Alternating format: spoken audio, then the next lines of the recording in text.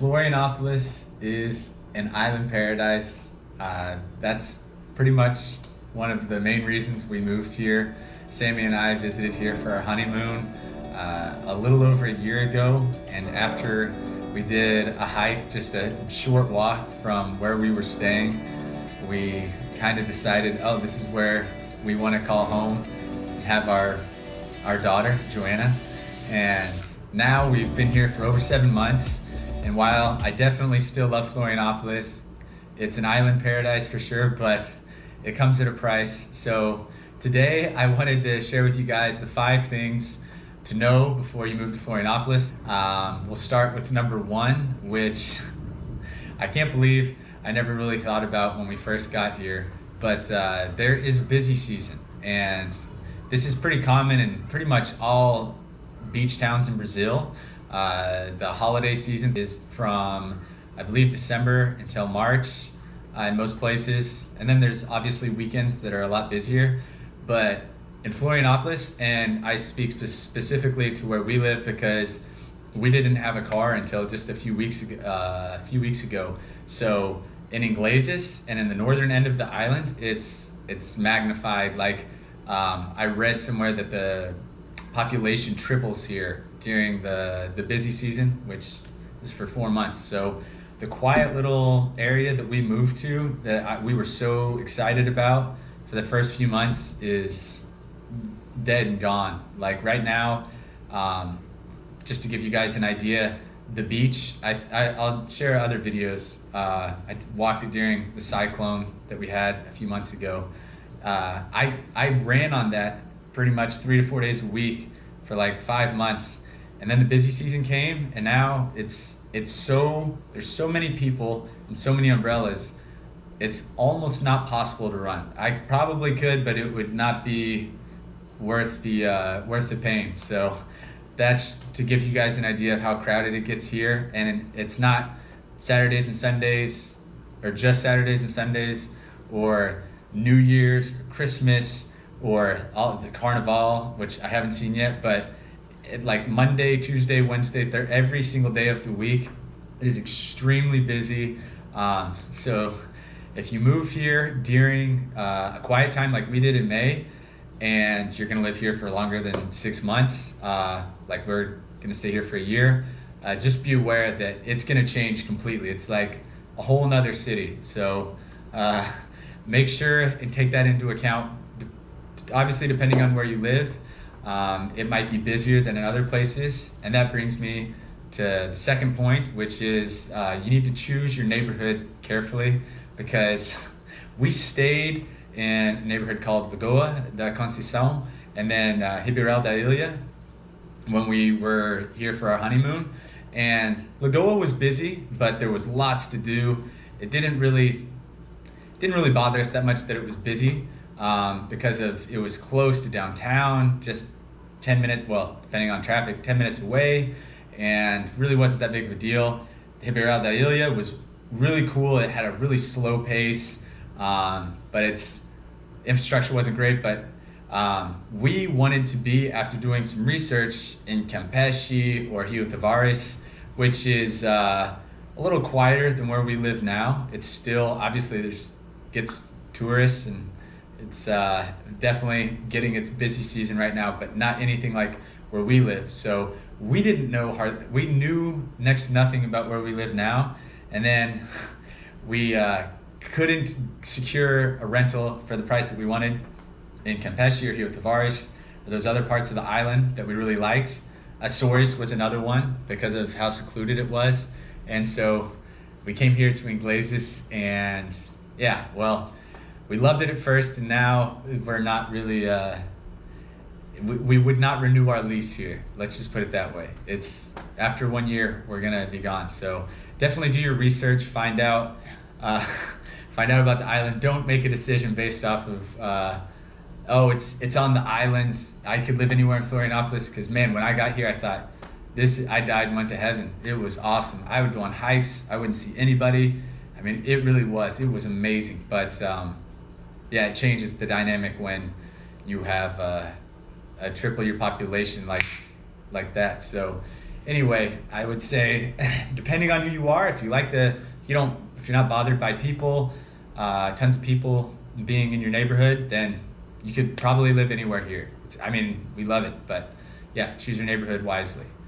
And for number three, traffic is terrible, and even more so obviously now that it's busy season. But the roads here, obviously the highways are fine. The highways are smooth, good roads, and I haven't gotten too backed up on any of the highways. But all of the neighborhoods here are like these little tiny 1 or 2 lane roads, and as soon as you get like any amount of traffic, any amount of like a busy time, like from for people leaving for work or coming home from work, it gets really backed up. I mean, I constantly hear people tell me that it took them an hour and a half or 2 hours to get back from the beach they went to their Airbnb or their house or their apartment, which is a few miles away. So there's traffic jams all over the island. It's not just one part of the island, like, oh, downtown,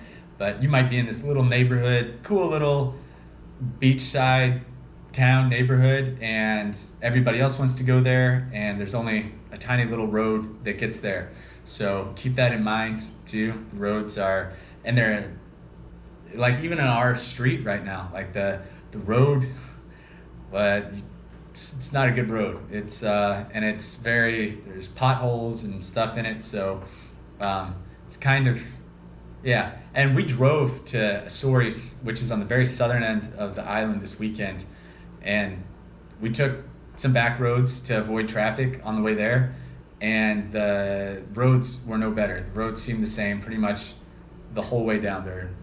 They're not good. So the first three I wanted to tell you about, just to give you a fair warning, kind of the negative parts about living here in Florianopolis, but I definitely want to share with you some of the better aspects. So for number four, I could have made this number one, but I'd rather start off with something that's not so positive and then go to the positive, which I'll finish with. So number four is there's nature everywhere. I mean, that was one of the biggest selling factors for us, was the fact that you have this island. I think it's 50 kilometers long, so like 30 something miles long, 10 miles wide, and over 50, and there's, I don't want to call them mountains, but they're big hills, rolling hills, all from the northern to the southern end. There's, I think, with including the small beaches, like 100 beaches, and over 50% of the island is preserved, so they can't build or develop on it. Obviously, there's tons of development going on in our neighborhood right now, but those mountains or big hills behind us will stay green and stay like that. And that was a big selling factor, because you never know how much of those trees are going to get cut down, and how much green space is going to disappear to become a high-rise or a hotel. So if you're into nature and you still want to be close to a city, Florianopolis it's hard to beat. I mean, that part is so cool. Like when we went to Azores this weekend, at the southern end of the island, it's, my goodness, like here it's kind of neighborhood, or however you think of it, a little city. But once you get to the southern end, you have Azores, and then it's just green the rest of the way to the southern tip of the island. There's a few houses here and there, but there's no real development at all. It's just, you can do a trail, I believe, from Azores to Naufragados, which is the southernmost beach on the island. So yeah, that part is awesome. And then for number five, I wanted to finish with what we were told the very first.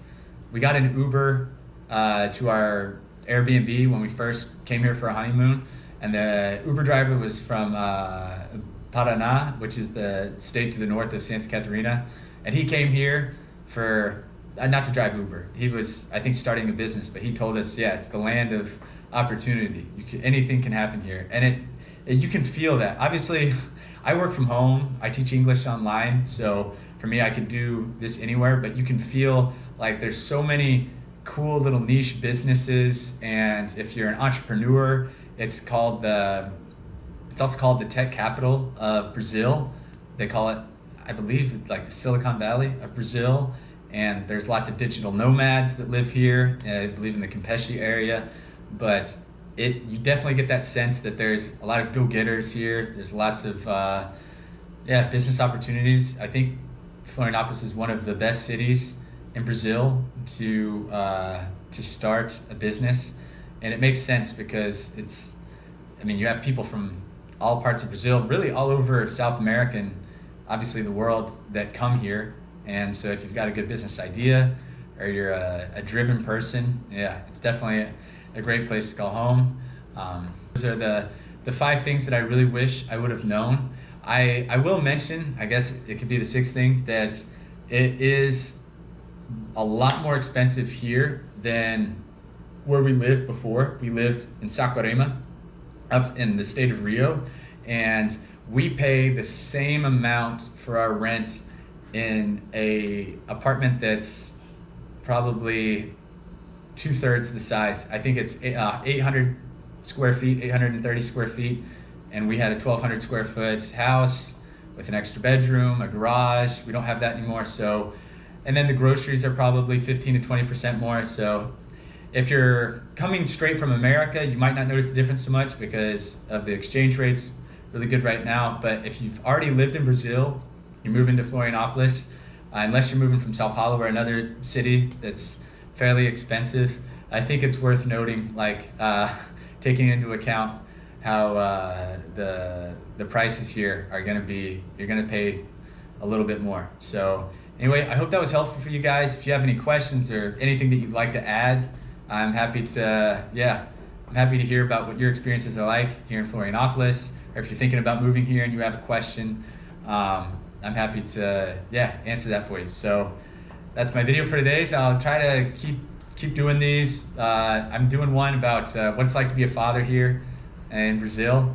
Joanna's getting big now. She's 4 months. So thanks for watching. I really appreciate it. If you guys like this video, please subscribe and share with your friends and family, or friends and people that are gonna move to Brazil or thinking about moving to Brazil. So anyway,